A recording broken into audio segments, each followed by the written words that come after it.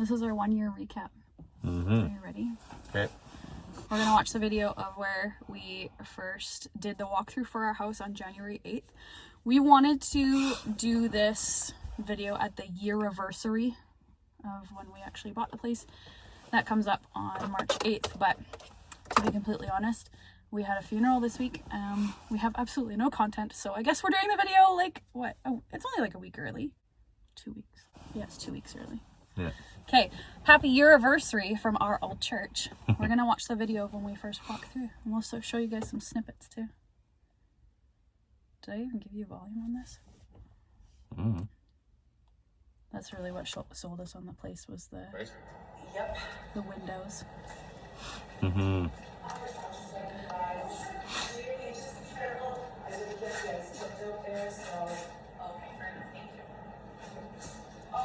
Those orange tarps, there was no floor there at all.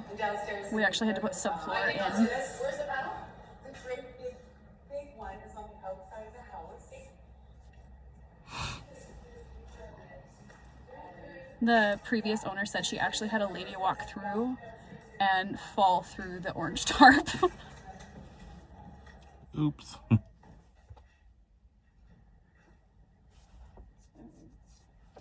I fell in love with those ceilings too, how high they were. Mm-hmm.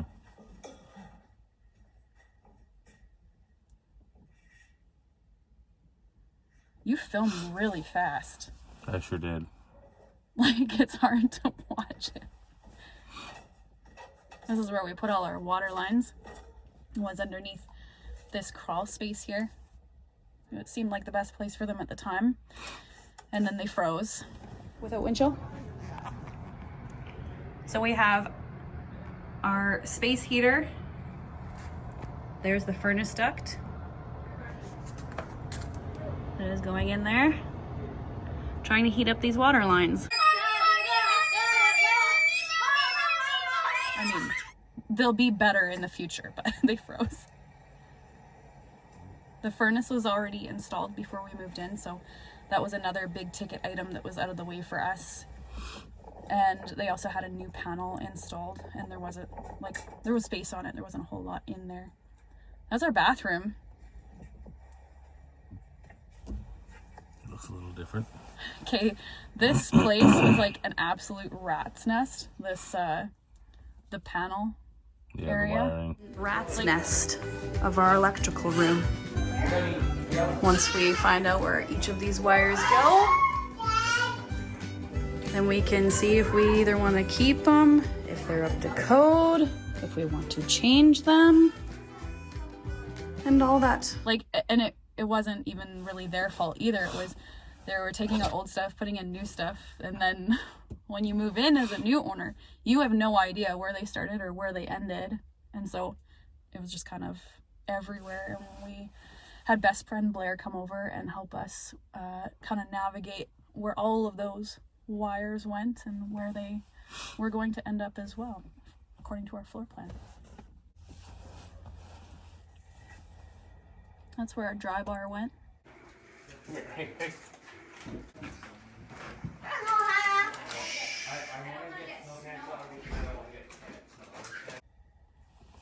Okay, that mound of insulation, we did reuse some of it in our bedroom walls. Imagine how many dead skin cells from how many congregations are floating around. Dust is made up of 70% dead skin cells. Some. Choked on a few dead skin cells. That was fun. No! Don't do that! Austin did a lot of this work himself. He like swept the floor when we first moved in, and I love that kid so much, but sometimes he doesn't always like think ahead of what's going to happen if he sweeps a floor that we don't know what's on it. The plumes of dust that were in that house, and then we were all like, we had masks on, but we were still choking for air. And then he was like, yeah, that was a really bad idea. Mm-hmm. That's where we put our bedroom. It was just open there before. Mm-hmm. After we tore out all the walls and everything. That's where our laundry room is now. Oh, see that board there? very slightly, that board in the back there. We couldn't get our washer and dryer into our laundry room because there was this 2x6 in the way. And I'm assuming that they did that because they wanted an open floor concept, but they just hadn't finished it yet. So that was holding up 2 of our joists. And so when we went to go take that out, we're like, okay, well, we had to think ahead. We eventually want to take out this LVL that you also see down the hallway. We did end up taking that out as well, but we had to build a load-bearing closet because we had a wall there, but then we were like, we don't want it to just be a weird wall in the middle of the hallway. So we took it and we turned it into a linen closet, or are turning it into a linen closet. That LVL that you see down the hallway, there was a local church in our community, Freedom Church, and there was some guys that came out, and they didn't even know us, but we knew one lady from the church, and the pastor was incredible, and they all were like, hey, maybe they took pity on us, I don't know, but they came out and they were fantastic, and they hoisted this thing over their shoulders, and they took it upstairs for us and cleared out that area. So because of that, we built 2 bedrooms there, and the walls that we built for the bedrooms are carrying the load from those joists.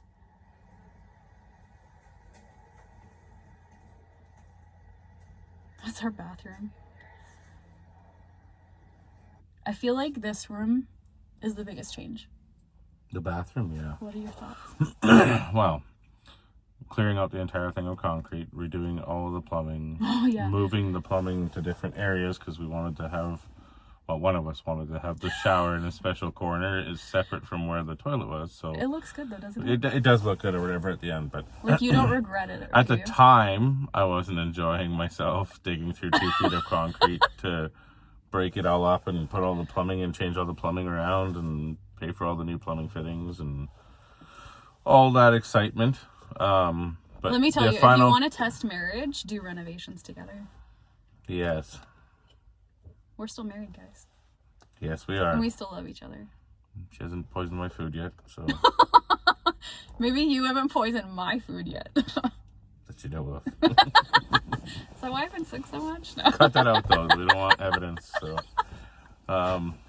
He did. Him and Austin and Marcel are our 2 oldest boys. They powered through this concrete with a jackhammer. I don't know what some of these floor plans were in the past, or maybe they had like different walls in different places, but like some of the concrete was like 6 inches thick and some of it was like 12 inches thick, and it was stuff in the bathroom was close to 2 feet. Yeah, I have video evidence of it, and the boys, they were so good. They just like, Marcel said he was using it as his workout routine because he would carry these big hunks of concrete out. And see, this is where your filming is super fast. Mm-hmm. That's the smallest room. We'll turn that into an office eventually. There's our hallway, and see that big LVL?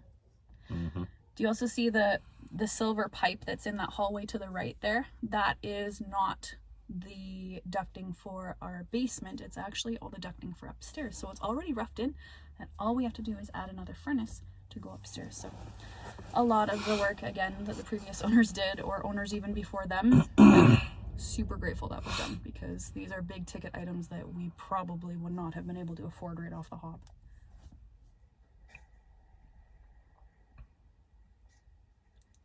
That wall was leaking so bad when we moved in. Mm-hmm. That's where, like, when we moved in, we would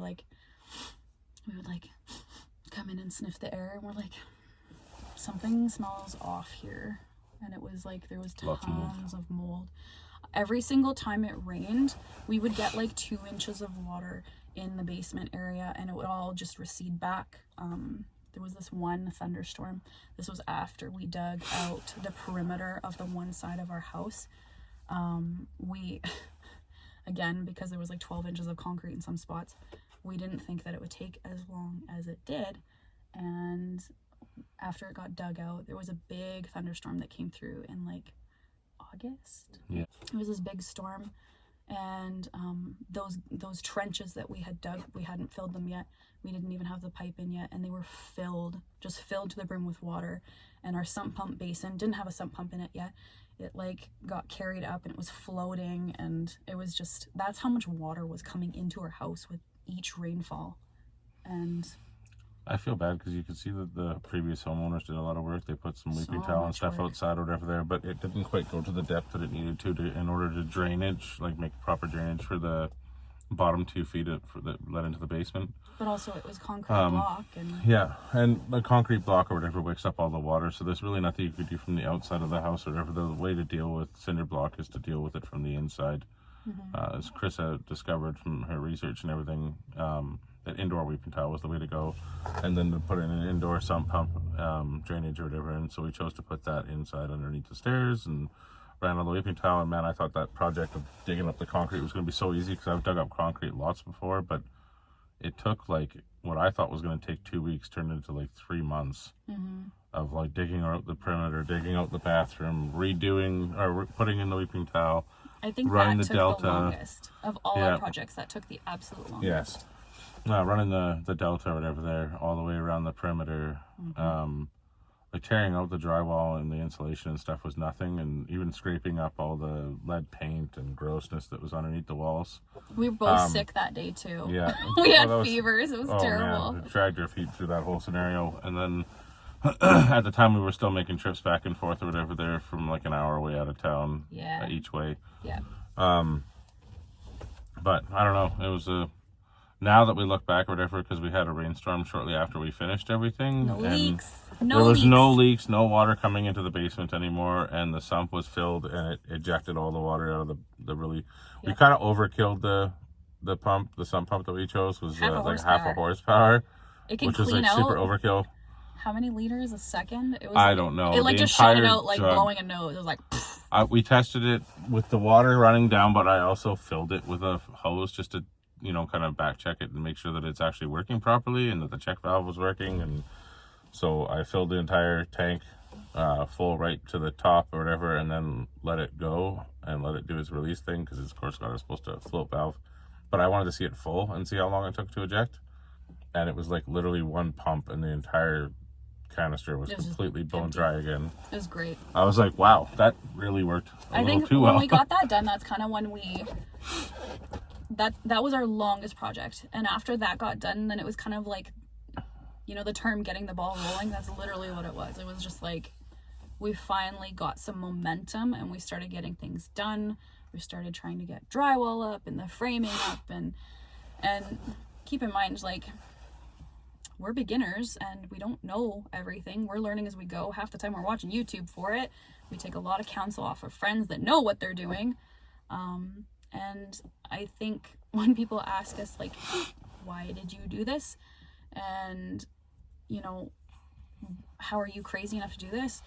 For us, it's the audacity to be willing to make mistakes in front of other people.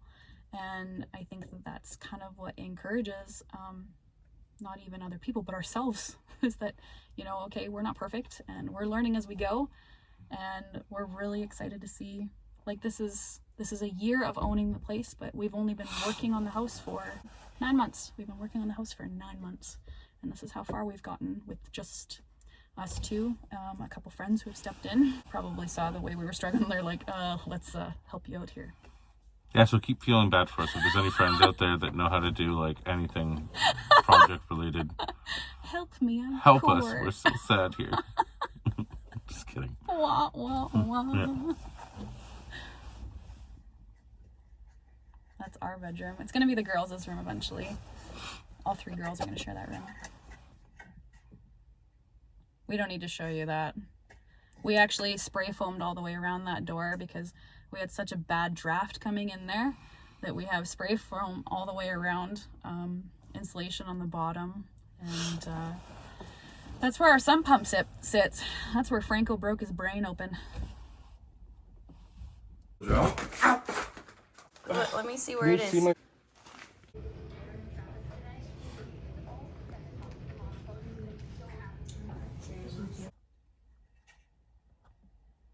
And that's our entryway. You cough. That one's a pretty big room. All 3 girls sharing, it'll be very comfortable in there. Very cozy.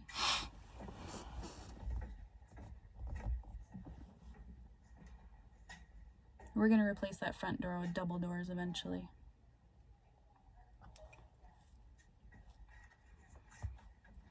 Oh, watch. Franco goes out and he biffs it. Well, almost biffs it. Right there. Yeah, that was a good slip. I did a recap too for it.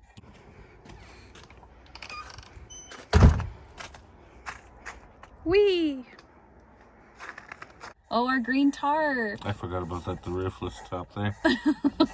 Our topless house. Woo! Carissa, do you Oh, my always have to goodness. give people visuals of everything? Okay, when we put the shingles up there, I've done shingles before and I've done roofing before. The pitch on this roof, it is absolutely no joke. We had another friend go up and do shingles who is literally a contractor for a living, and he goes up there, he's like, yeah, this pitch is no joke. It's terrifying when you're up there. And not only that, like, our roof is pretty tall. Well, other than that, I'm really thankful to God for providing this place and for bringing this to us and Yeah. for helping us to find deals and to make things work out the way that they've worked out, because Living on this, Providence. like, we had so many people who gave quotes and ideas of what it was going to cost us for this place, and so far it's not even come close to what people projected, or even I projected. I gave a really low budget or whatever there, and even it's come up even under that, and I'm surprised, because usually you go over budget, not under. Yeah. They always say budget for something and then add 30%. Yeah, I'm shocked Or so far. Like, the basement, 1.5. I would say that the basement will be in and around the $30,000 mark or whatever there, which is All said pretty and done. stinking good. I was expecting quite a bit more than that. That is not Just us. to give an idea, a quote for somebody to do the concrete for the basement, for the indoor weeping tile. We got quotes The for- quotes were like anywhere from $25,000 to $40,000 just to do that alone. And that's without the drywall and the mudding and taping and the framing and everything else, whatever that we had to go through. Our cost was $1,700, all said and done, for the weeping tile, all the perimeter stuff. $1,700. Keep in mind, the labor. There's a reason they charge that much money. Like, the labor is intense. Yeah, there's a lot of labor. Yeah, just all these things are falling together, whatever they're like. Even just recently, we were doing a quote because we're going to be doing a second tier in the upstairs area there to make a master bedroom in there. Yeah. And everywhere we're looking, like we're looking at, an engineer was looking at like $9,000 between costs for permits and like new permits or whatever to add to the ones that we already have, and people that come around and do structural checks and checks the soil and all this sort of stuff, whatever there. And then on top of that, around anywhere from $600 to $8,500 or whatever there for the floor joist that we're going to need in order to put that second tier floor up. And we found out after chatting with the city that we didn't have to go through all the engineering need stuff, an whatever. It's not a engineer stamp requirement at for all. the engineering stamp. The people that were going to sell us the LVL required or wanted one, but a friend of ours stepped up and chatted with the supplier. He's the same friend that did all the drywall in our basement. Yes, And and puts up with us. another amazing guy that God brought into our path. And Yeah, we didn't know him before we even bought this place, but his family has stepped in and we've become really close, actually. And at least we hope we're close. we hope we're close. I feel like they we're might just close, put up with us, but but maybe they're betting us too. I don't know. but at the end of the day, he came back and told us that the quote that he had for the floor joists and everything that we need was like around the $1,500 mark. And I thought I was like, are We you actually sure? thought he was joking. That can't be right. Like, that doesn't even sound like enough or whatever for the plywood that we need. But he said that was for the floor joists or whatever and all the framework that we would need for the second tier, and I was kind of stunned because the lowest quote I I love how bought you was keep calling it a $6,500. second tier. You can tell we used to own a bakery. Yeah. Anyway, I wasn't talking about these tiers. That wasn't even the tiers I know, I'm being silly.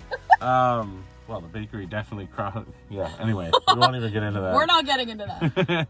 But anyhow, it really blew me away, and just over and over and over again, God's hand in everything. Families coming up or whatever and dropping off like We had stuff dropped groceries off at our door, and like treats and dinners and all kinds of random stuff, whatever, from even like random neighbors that we didn't know yet that we just met. just so many people coming into our lives and just blessing us, and just seeing God's hand and all that is just amazing. And I want to give credit to God for all that. We could not have done any of this on our own, and He's making a way. And it kind of blows me away that in a year we've managed to almost finish the basement completely, and the upstairs is probably going to be about the same kind of timeline, maybe less, because we don't have to dig up the ground in this one.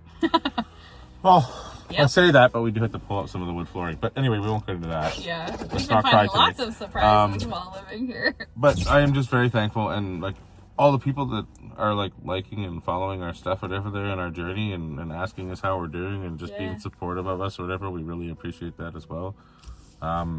We're so very thankful for the community that supports us and cheers for us and are there for us and pray for us, and your prayers are felt, and I'm just very, very thankful. They are absolutely felt and physically seen that when God intervenes. And you should write Oscar speeches. That was really good. Okay. I like to thank my family and my friends. Right, I just over and over and over again, I'm reminded of God and His presence when I think of this verse. Jeremiah 29:11. For I know the plans I have for you, declares the Lord. Plans to prosper you, not to harm you. Plans to give you hope in the future. And because we don't believe in taking verses out of context here.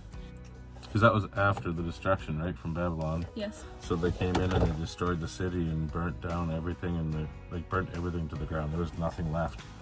And if you can imagine, so they had been harmed already. Some people can say that they've seen pictures of like Syria and these other countries where there's just nothing but rubble and ruin, and that's basically what was going on in Jerusalem at the time. After Nebuchadnezzar had made his way through there and taken everything to the ground, and that was what Jeremiah spoke, and it just rings very true about God's plans, and we don't really need to. I mean, can you imagine? Like, we're talking about our personal situations that led us to where we're at now. Yeah, but I can only imagine. I can only imagine, though, being in an entire place that you know of, and all of it has come down to the ground, and there's literally nothing left for you, and feeling very lost, but knowing and having hope of God. And I can personally say that over and over and over and over again throughout my life, I have gone up and down. I've had lots of time where we've done really well financially and times where we've really struggled. And through all of those things, God has shown me He is always there. And that totally reminds me of another Bible verse. You can go ahead and say that because I know you're thinking it in your head. I will not leave your. No, we've had times of plenty and times of little. And Paul's speaking in that one. Yeah. I don't have that one memorized. I'll paraphrase it though. And I have learned to be content in all things, in times of plenty and in times of hardship. And Paul went through all those things too. And he was writing this from prison. And he's like, I've learned to be content. Like in all situations. And God is honestly, good. He's left me in that contentment. I used to worry about a lot of things. Not contempt. And I'm human, don't get me wrong or whatever. There's moments of, like, I have little weaknesses or whatever where I start worrying about certain things just like everybody else. But I have become very, very trusting in God's ability to take care of my family no matter what situation I'm in. Yeah. So anyway, I just wanted to bring it back to Him because I really do appreciate all He's done. So thank you for your support. We love you guys. And thank you for your prayers and everything that you do for us, even if it's just watching. So, over and out, peeps!